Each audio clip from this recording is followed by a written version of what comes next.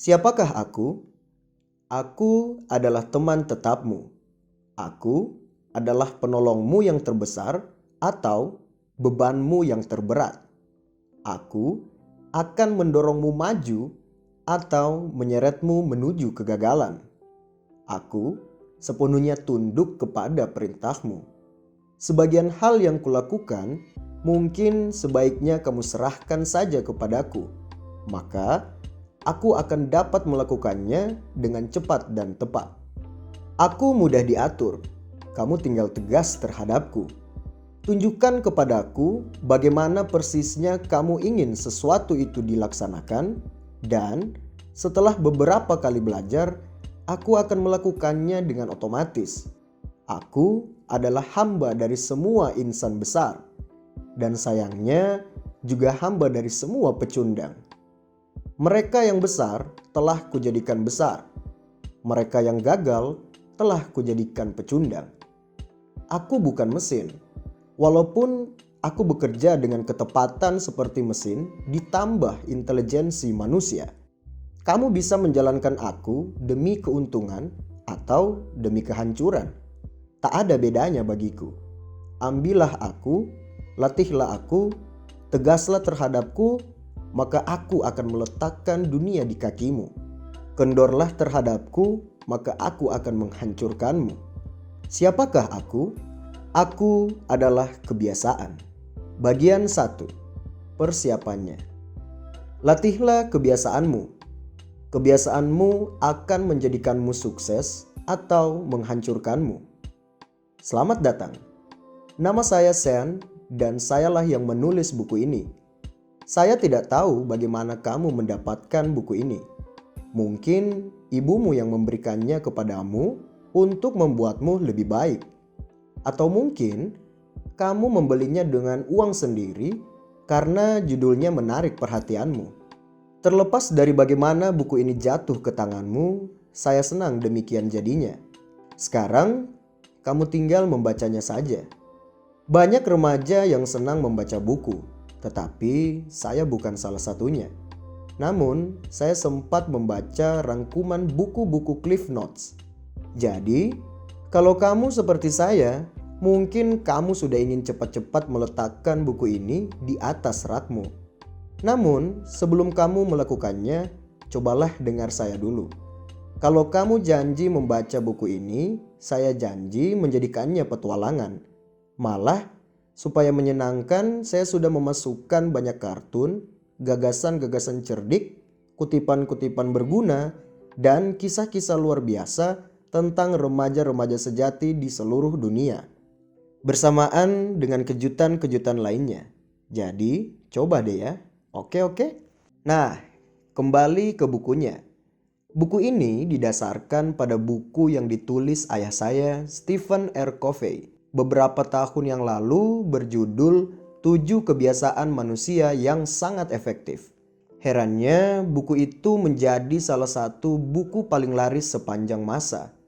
Namun, saya dan saudara-saudari saya punya andil besar dalam sukses buku ayah saya itu. Tahu tidak, kami kan seperti kelinci percobaan ayah kami. Beliau mencoba segala macam eksperimen psikologisnya kepada kami. Dan itulah sebabnya saudara-saudari saya punya banyak masalah emosional. Bercanda kok saudara-saudariku. Untungnya saya lolos tanpa terluka. Jadi untuk apa sih saya menulis buku ini? Saya menulisnya karena kehidupan remaja bukan lagi arena bermain, akan tetapi hutan belantara. Dan kalau hasil karya memang baik, buku ini bisa menjadi semacam kompas untuk membantumu melewati hutan belantara itu. Selain itu, tidak seperti buku ayah saya yang ditulis untuk orang tua dan terkadang bisa sangat membosankan. Buku ini saya tulis terutama untuk remaja dan selalu menarik. Walaupun saya sekarang bukan remaja lagi, saya teringat seperti apa rasanya menjadi remaja. Saya berani sumpah bahwa saya pun kebanyakan ibarat naik kereta luncur. Kalau diingat-ingat lagi, sungguh heran saya bisa selamat. Hampir-hampir tidak. Saya tak akan pernah lupa ketika saya kelas 7 dan untuk pertama kalinya jatuh cinta kepada cewek bernama Nicole. Saya suruh teman saya Clark untuk mengatakan kepadanya bahwa saya suka sama dia. Saya terlalu takut untuk bicara langsung sama cewek-cewek. Maka saya gunakan perantara. Clark menyelesaikan misinya lalu kembali melapor. "Hai Sean, sudah kubilangin si Nicole loh bahwa kamu suka sama dia. Apa katanya?" Saya tertawa geli. Katanya, "Wah, si Sean itu, dia kan gendut." Clark tertawa. Hati saya remuk, seperti mau merangkak ke dalam lubang dan tidak keluar-keluar lagi. Saya bersumpah untuk membenci cewek-cewek seumur hidup. Untungnya hormon saya menang dan saya pun mulai suka sama cewek lagi. Saya rasa beberapa pergumulan yang pernah diceritakan para remaja kepada saya juga sudah pernah kamu rasakan. Yang harus dikerjakan banyak, sedangkan waktunya sedikit. Harus sekolah, mengerjakan PR, bekerja, jalan-jalan sama teman, pesta, belum lagi acara keluarga. Aku benar-benar stres deh. Mana mungkin aku senang sama diri sendiri kalau aku tidak seperti yang lain. Kemana-mana aku lihat, ada saja yang lebih cerdas, atau lebih cantik, atau lebih populer.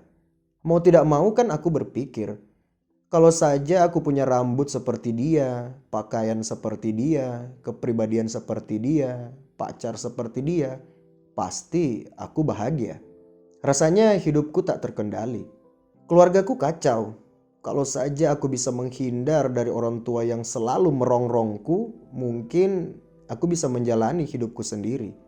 Rasanya terus saja mereka merongrong dan rasanya aku tidak pernah bisa memuaskan mereka. Aku tahu cara hidupku tak benar. Segalanya telah ku coba. Narkoba, seks, semuanya deh. Tapi kalau sedang bersama teman-teman, selalu saja aku ikut-ikutan. Lagi-lagi aku diet. Rasanya sudah yang kelima kali tahun ini. Aku sungguh ingin berubah, tetapi pokoknya aku tidak punya disiplin diri untuk menekuninya. Setiap kali aku mulai diet, aku punya harapan. Tetapi biasanya cuma sebentar sebelum aku gagal lagi. Kalau sudah begitu rasanya tidak karuan deh. Sekarang ini prestasiku di sekolah kurang baik. Kalau nilaiku tidak membaik, jangan-jangan aku tidak bisa kuliah nanti. Aku sering murung dan depresi, dan aku tidak tahu harus bagaimana. Masalah-masalah ini sungguhan, dan kamu tidak mungkin mematikan kehidupan nyata. Oleh karena itu, kalau saya sih tak akan mencobanya. Sebaliknya, saya akan beri kamu seperangkat alat untuk membantumu menghadapi kehidupan nyata. Apa saja peralatan itu?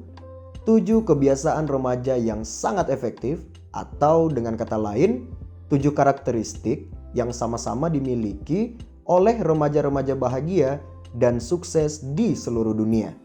Sekarang ini mungkin kamu bertanya-tanya, apa saja sih kebiasaan-kebiasaan ini? Maka mungkin sebaiknya saya akhiri deh keteganganmu.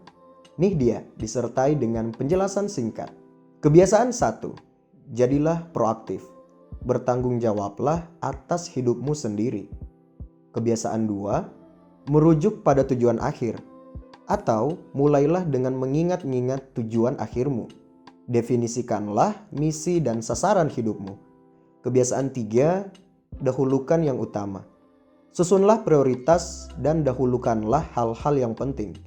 Kebiasaan 4. Berpikir menang-menang. Bersikaplah agar semua orang bisa menang. Kebiasaan 5. Berusaha memahami terlebih dahulu, baru dipahami. Jadilah pendengar yang baik, yang tulus. Kebiasaan 6. Wujudkan sinergi. Bekerja samalah agar mencapai hasil lebih baik. Kebiasaan 7. Asahlah gergaji. Perbaharuilah dirimu secara berkala. Seperti yang tampak pada diagram di atas, kebiasaan-kebiasaan kita berdiri di atas satu sama lain. Kebiasaan 1, 2, dan 3 adalah menyangkut penguasaan diri. Kita menyebutnya kemenangan pribadi. Kebiasaan 4, 5, dan 6 adalah menyangkut hubungan-hubungan serta kerjasama. Kita menyebutnya kemenangan publik. Kamu harus dapat menguasai diri sebelum menjadi pemain tim yang baik. Itulah sebabnya kemenangan pribadi mendahului kemenangan publik. Kebiasaan terakhir yang nomor 7 adalah kebiasaan pembaharuan. Kebiasaan inilah yang menguatkan 6 kebiasaan lainnya. Tampaknya sederhana bukan? Namun lihat saja nanti betapa berpengaruhnya kebiasaan-kebiasaan ini. Salah satu cara untuk memahami ketujuh kebiasaan ini adalah dengan memahami yang kebalikannya. Jadi inilah kebalikannya atau 7 kebiasaan remaja yang sangat tidak efektif. Kebiasaan 1, bersikap reaktif. Silakan salahkan segala masalahmu kepada orang tuamu, guru-guru, atau profesormu yang tolol, lingkunganmu yang sialan, pacarmu, pemerintah, atau apalah atau siapalah. Anggaplah dirimu cuma korban. Tidak usah bertanggung jawab atas hidupmu sendiri. Bersikaplah seperti binatang. Kalau lapar, makan. Kalau seseorang membentakmu, balas bentak. Kalau kamu ingin melakukan sesuatu yang kamu tahu keliru, lakukan saja. Kebiasaan 2. Tidak usah punya tujuan akhir. Tidak usah punya rencana. Sebisa mungkin hindarilah sasaran-sasaran. Dan jangan pernah memikirkan hari esok. Untuk apa memikirkan ganjaran-ganjaran dari perbuatanmu? Hiduplah untuk saat ini. Tidurlah sesukamu, sia-siakanlah waktumu, silakan pesta terus. Karena besok juga kita akan mati. Kebiasaan 3. Lupakan yang utama. Apapun yang paling penting dalam hidupmu tidak usah kamu kerjakan sampai kamu puas nonton film yang pernah kamu nonton. Ngobrol tidak habis-habisnya di telepon, lihat-lihat internet, dan mejeng. Tundalah PR-mu sampai besok. Kerjakan yang tidak penting dulu daripada yang penting. Kebiasaan 4. Usahakanlah untuk selalu menang. Pandanglah hidup ini sebagai persaingan yang kejam. Teman sekelasmu ingin mengalahkanmu, maka sebaiknya kamu kalahkan dia dulu. Jangan biarkan siapapun sukses dalam apapun, karena ingatlah, kalau mereka menang, kamu yang kalah. Namun kalau kelihatannya kamu akan kalah, seretlah si brengsek itu supaya jatuh sekalian. Kebiasaan 5. Usahakanlah untuk bicara dulu, lalu pura-pura mendengarkan. Kamu kan dilahirkan dengan mulut, jadi pakailah. Pastikanlah kamu banyak bicara. Ungkapkanlah pandanganmu dulu.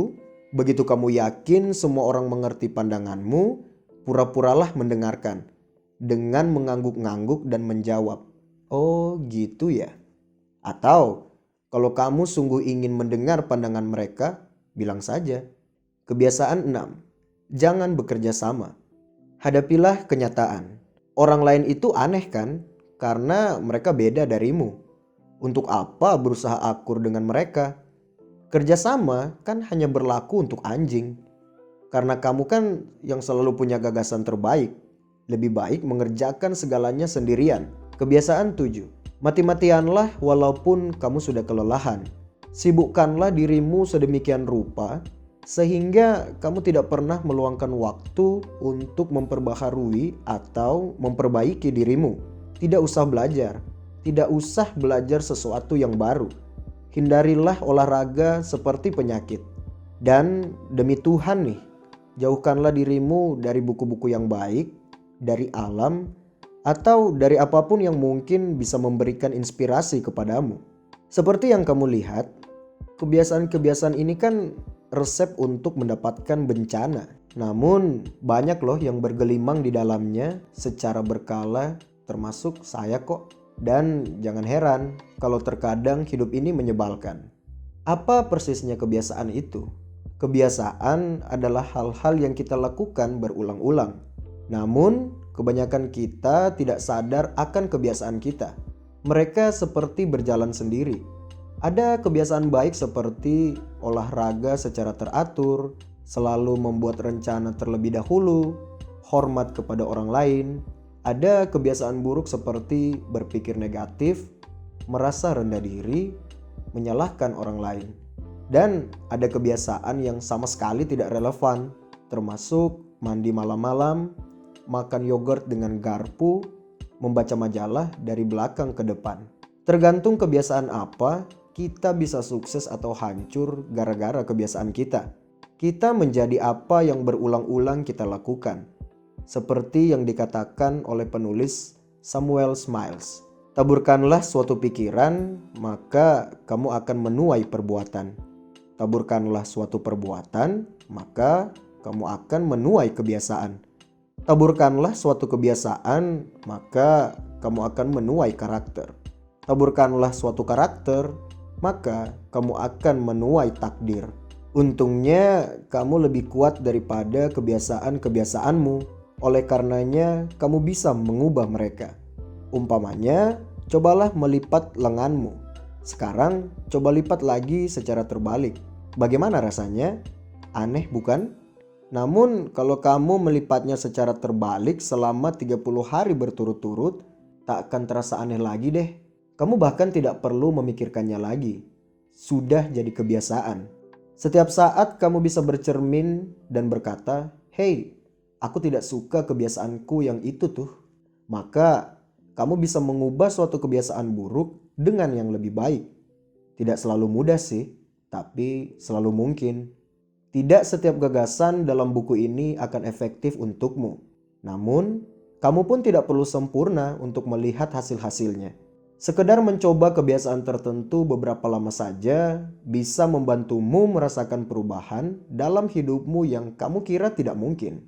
7 kebiasaan bisa membantumu mengendalikan hidupmu, menyelesaikan lebih banyak dalam waktu yang lebih sedikit, meningkatkan hubungan dengan teman-teman, meningkatkan kepercayaan diri, mengambil keputusan-keputusan yang lebih baik, merasa bahagia, akur dengan orang tua, menemukan keseimbangan antara waktu sekolah, bekerja, jalan-jalan dengan teman-teman, serta yang lainnya.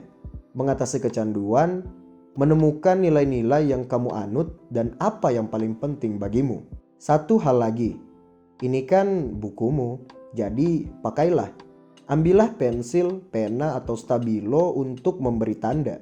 Jangan takut-takut untuk menggarisbawahi, menstabilo, atau melingkari gagasan-gagasan yang kamu sukai. Buatlah catatan-catatan di pinggirnya. Coret-coretlah. Baca ulanglah kisah-kisah yang memberimu inspirasi. Hafalkanlah kutipan-kutipan yang memberimu harapan. Cobalah kerjakan langkah-langkah bayi di akhir setiap babnya yang sengaja dibuat untuk membantumu langsung menerapkan 7 kebiasaan ini. Dengan demikian, kamu akan memetik lebih banyak manfaat dari buku ini. Mungkin kamu juga boleh menelpon atau mengunjungi beberapa nomor hotline dan situs internet yang telah saya cantumkan di bagian belakang buku ini untuk memperoleh bantuan atau informasi tambahan. Kalau kamu suka melewati bacaan untuk mencari-cari kartun atau pernak-pernik lain yang menarik, tidak apa. Yang penting kamu harus membaca keseluruhan buku ini karena 7 kebiasaannya berurutan, saling membangun. Kebiasaan 1 harus dihayati dulu sebelum kebiasaan 2 dan seterusnya. Karena ada alasannya. Jadi bagaimana? Baca ya buku ini. Atraksi berikutnya. Berikutnya akan kita lihat 10 pernyataan paling konyol yang pernah diutarakan orang. Jangan lewatkan loh, baca terus. Nah, kita sudah sampai pada bagian 1 episode pertama. Untuk mendengarkan episode selanjutnya, teman-teman bisa cek link yang ada di deskripsi video ini. Dan jangan lupa untuk like, share, dan subscribe channel ini untuk mendapatkan update-update mengenai audiobook selanjutnya. Terima kasih sudah mendengarkan dan sampai jumpa.